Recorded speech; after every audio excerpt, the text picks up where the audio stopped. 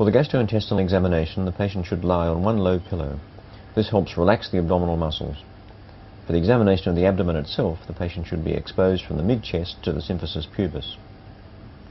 The general inspection is a chance to look for wasting or cachexia, jaundice and restlessness or drowsiness that may indicate hepatic encephalopathy. The examination in detail begins with the hands. The nails are inspected for clubbing and whitening, leukonychia, which are characteristic of chronic liver disease. The palms are inspected for reddening, erythema, and contractures and thickening of the flexor tendons, Dupuytren's contractures. The patient is asked to extend the hands at the wrists and to maintain that position for 30 seconds. Inability to maintain this position leads to a flapping tremor called an hepatic flap, which is a sign of hepatic encephalopathy. The examiner now inspects the arms for bruises and scratch marks and the upper arms for spider nevi.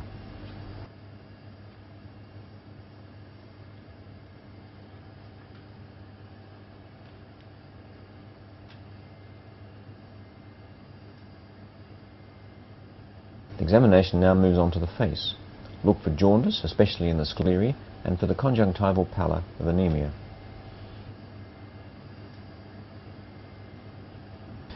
The examiner looks carefully at the mouth for numerous possible abnormalities, including pigmentation and telangiectasiae.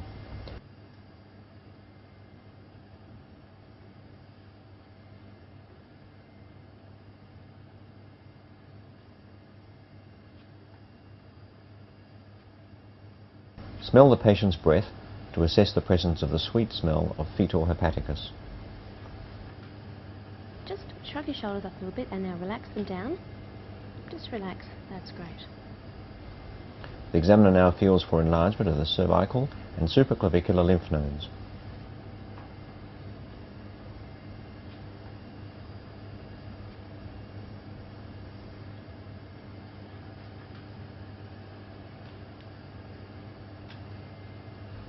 This may be the time to assess the axillary lymph nodes.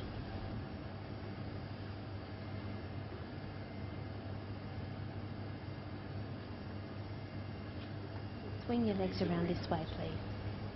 Swing your legs over the side of the bed.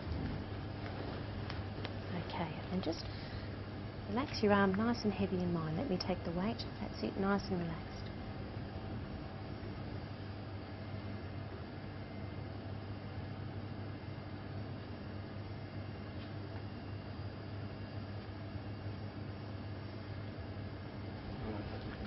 Nice and heavy on the side again, that's great.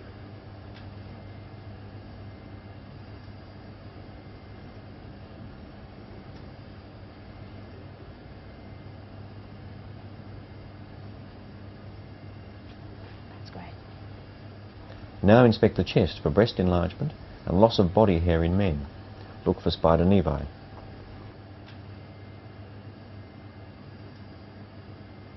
The abdominal examination begins with a careful inspection.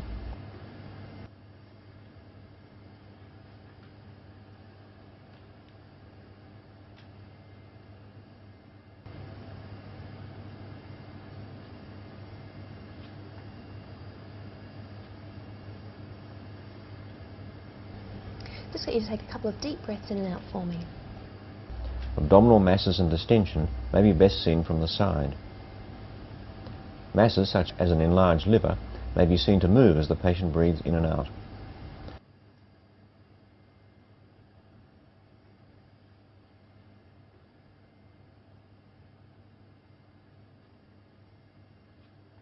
The examiner looks from above for abdominal scars, bruises, abnormal pigmentation and visible peristalsis.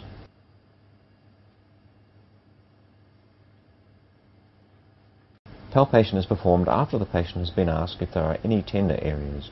Is it sore anywhere in your tummy? Okay. It should begin superficially and be performed in each region of the abdomen.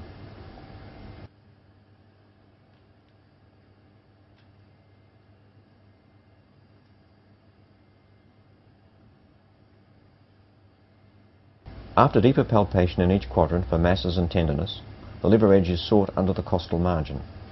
Palpation begins from the right lower quadrant using the radial side of the examiner's right hand.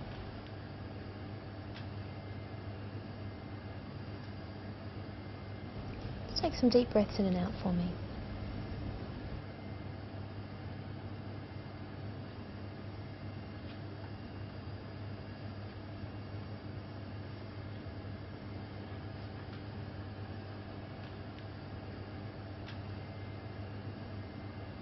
Percussion is used to estimate the liver span.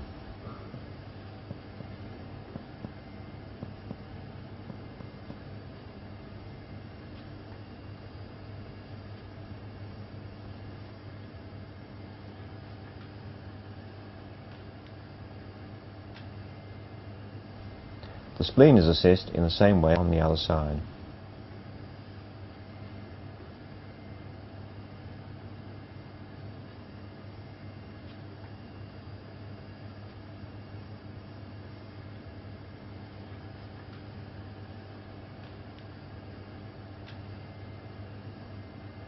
The examiner then attempts to blot the kidneys. One hand is placed in each lumbar region in turn and the other under the patient's side. The lower fingers flick upwards briskly while the other hand waits for the kidney to float upwards. Okay, now I'd like you to roll onto your side towards me. If the spleen is not palpable when the patient is lying flat, the examiner rolls him or her to the right and tries again. Listen with the stethoscope for normal, reduced or increased bowel sounds, over the liver for a hum, and over the renal arteries for bruits.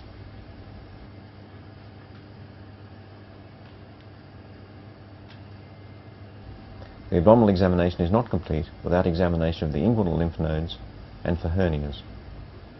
He's going to feel into your groin here, any glands.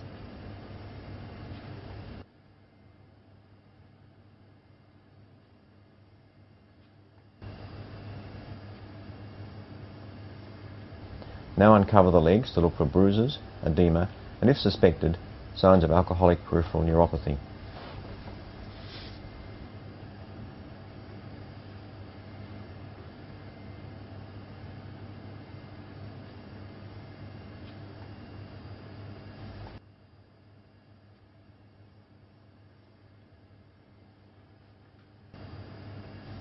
The examination should finish with a rectal examination and, if indicated, a cardiovascular assessment.